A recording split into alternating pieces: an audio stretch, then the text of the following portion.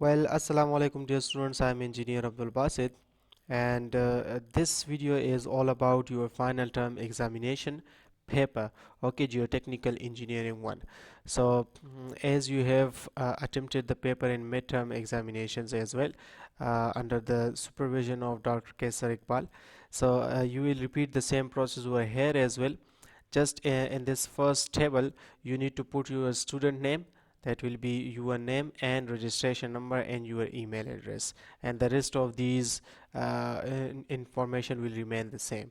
Okay, and then following the instruction, so instruction में हमारे पास ये है कि you have to upload the suit portal, the answer sheet on the suit portal. Okay, and that will have a minimum size or you can say a maximum size of 1 MB. 1 MB से इसका size ज़्यादा नहीं होना चाहिए. सो और दूसरी चीज़ यहाँ पे है कि ईमेल पे अगर आप पेपर वगैरह सेंड कर लेते हो so it will not be acceptable. इसके अलावा आप 1 MB से साइज़ कैसे कम रखोगे कि आपने थ्योरी या कोई और क्वेश्चन होगा न्यूमेरिकल तो उसमें आपने इमेजेस को अपलोड करने से वो अवॉइड करने हैं, ठीक है, और unnecessary editing in your text भी नहीं करनी, ठीक है.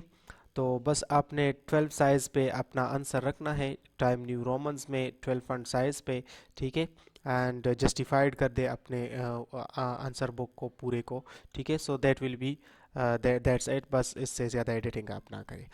फाइनल एग्ज़ाम, ये आपका आप अपने पेपर को किस तरह एडिट करोगे. So final exam department courses and name and registration number.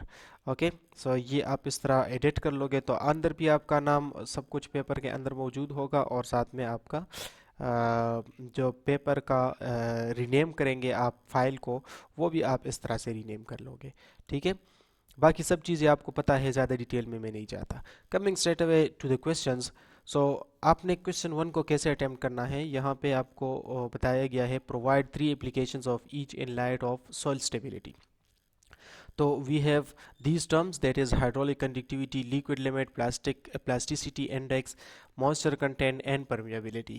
So आपने ये बताना है जस्ट कि अगर आपको सॉइल स्टेबिलिटी चाहिए या आप सॉइल स्टेबिलिटी के बारे में डिस्कशन कर रहे हो तो सॉइल स्टेबिलिटी में हाइड्रोलिक कंडक्टिविटी का क्या रोल है, ठीक है, और क्या एप्लीकेशन है इसकी. तो कहाँ पे ये इसको फ़ायदा देती है, कहाँ पे नुकसान देती है, क्या इससे इंक्रीज़ होती है, डिक्रीज़ होती है, या कुछ इफ़ेक्ट नहीं होता. ये चीज़ आपने 3 बुलेट्स फॉर्म में आपने इसका आंसर लिखना है एप्लीकेशंस का. सिमिलरली आपने एप्लीकेशंस लिखने हैं लिक्विड लिमिट के, प्लास्टिसिटी इंडेक्स के, मॉइस्चर कंटेंट के एंड परमिएबिलिटी के. सबके आपने 3 3 एप्लीकेशंस लिखने हैं. सो अगर आपने सबके एप्लीकेशंस पूरे के पूरे लिख लिए so then you will be awarded 15 marks, ठीक है. हर एक एप्लीकेशन का एक मार्क होगा, ठीक है.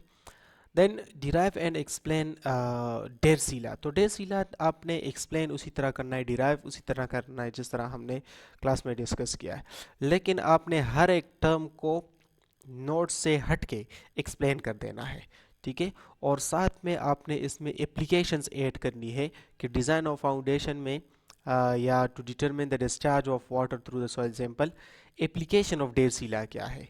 तो वो एप्लीकेशंस आपने इन द बुलेट्स फॉर्म नीचे अपने आंसर के साथ डिराइवेशंस के साथ आपने लिख देनी है. तो एक आपने हर एक टर्म को एक्सप्लेन करना है और नोट से हट के, नोट से बेहतर, और दूसरा आपने एप्लीकेशंस इसमें ऐड करने हैं. कमिंग टू क्वेश्चन नंबर 3 और 4, ये इंपॉर्टेंट क्वेश्चंस है, इसमें आपने थोड़ा समझना है कि ये क्या चीज़ है. The following are the result of different test on soil samples are provided in the following tables. So ये नॉर्मली हमारा एक सिंपल सा क्वेश्चन है. That is we have 3 soil samples A B and C. तो हर एक की हमारे पास जो भी अचीव हुआ है फ्रॉम द सी एनालिसिस, वो हमारे पास परसेंटेजेस गिवन है कि 10 से कितना पासिंग है, 40 से 200 से, लिक्विड लिमिट कितना है, प्लास्टिसिटी इंडेक्स कितना है, ठीक है. जस्ट इन द बाकी तो सिंपल है, आप इसे कर लोगे. ये बी जो है, B in B soil B you have 10% 100% passing through number 10 and 85 through 40 and then registration number. So it doesn't mean कि registration numbers आपने यहाँ पे लेट से आपका registration number है 100 तो आप यहाँ पे भी 100 पुट कर लो, तो फिर तो ये गलत हो जाएगा ना.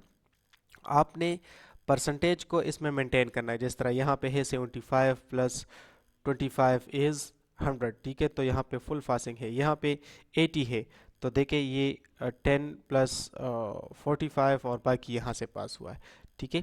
सो इस तरह से आपने अपने उसको एडजस्ट करना है। इसमें ये रजिस्ट्रेशन नंबर आप यहाँ पे भी पुट कर सकते हो, यहाँ पे भी पुट कर सकते हो, यहाँ पे भी पुट कर सकते हो, ठीक है। आप यहाँ पे भी एक एज्यूम्ड वैल्यू ले सकते हो, ये वैल्यू ले सकते हो। इस वैल्यूज़ को, इन वैल्यूज़ को आपने अपना खुद से एज्यूम करना है, बट आपने इन पांचों में से किसी जगह अपना रजिस्ट्रेशन नंबर इस्तेमाल करना है, ठीक है।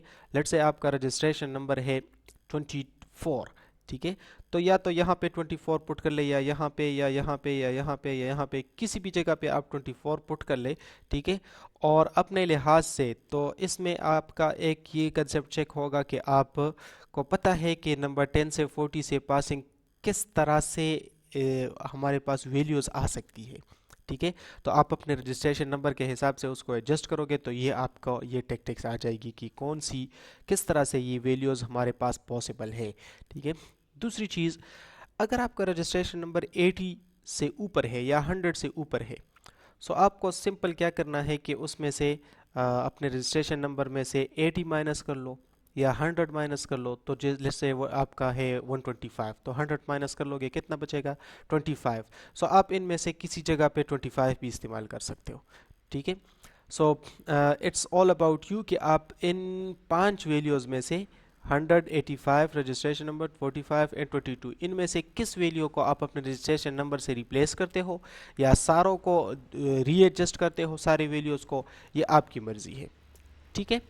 इसके अलावा हमारे पास आपने फिर उसके लिए ग्रुप इंडेक्स और ये सब कुछ एग्जैक्टली बता देना है, डिराइव करना है। सो ये डेटा आपने खुद एडजस्ट करना है, ठीक है। बाकी ये सी का जो डेटा है ये यहाँ पे पूरा गिवन है, ए का डेटा गिवन है, इसी हिसाब से आपने सॉल्व करना है।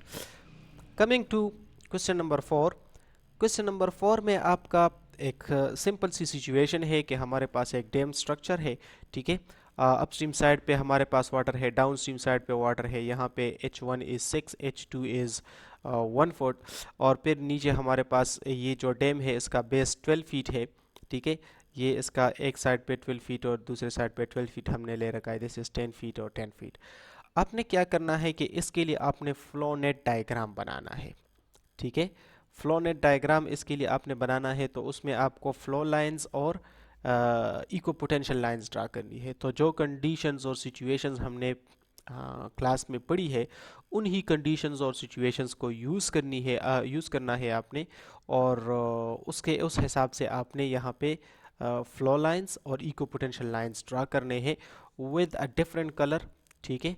और कौन सी यहाँ पे देखें, N F is given 3 and D is given 6। So अगर आपको ये दो वैल्यूज़ मिल जाए तो आई थिंक आपको फिर कोई प्रॉब्लम नहीं होगी ये ड्रा करने में, इको पोटेंशियल लाइंस और फ्लो लाइंस।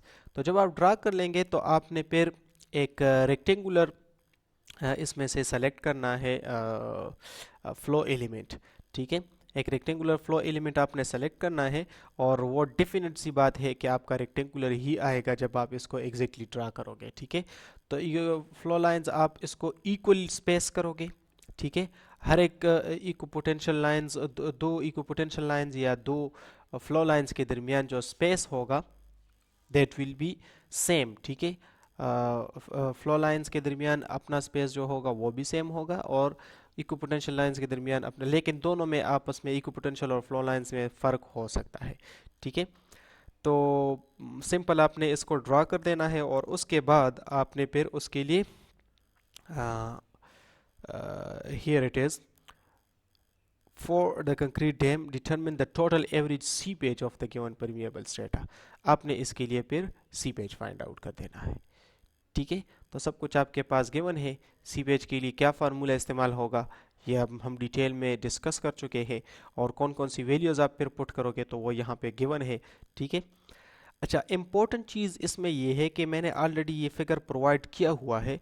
सो इस फिगर को आप दोबारा से एक ग्राफ पेपर पे प्लॉट कर ले, ठीक है। अगर आप इसको ऑटोकैड में प्लॉट कर सकते हो so it will be better, लेकिन अगर आप ऑटोकैड में नहीं कर सकते ठीक है। तो फिर आप इस तरह कर लो कि एक ग्राफ पेपर ले लो और फ्री हैंड उस पे उसको ड्रा कर लो, ये सारा कुछ flow line, equipotential line, और फिर उसका सी एस स्कैनर से एक स्क्रीनशॉट ले लो और उसको प्रॉपरली एडजस्ट करके या कंप्रेस करके थोड़ा सा साइज उसको कम कर ले, ठीक है, ताकि फिर हम उसको आप यहाँ पे ऐड कर सको, ठीक है।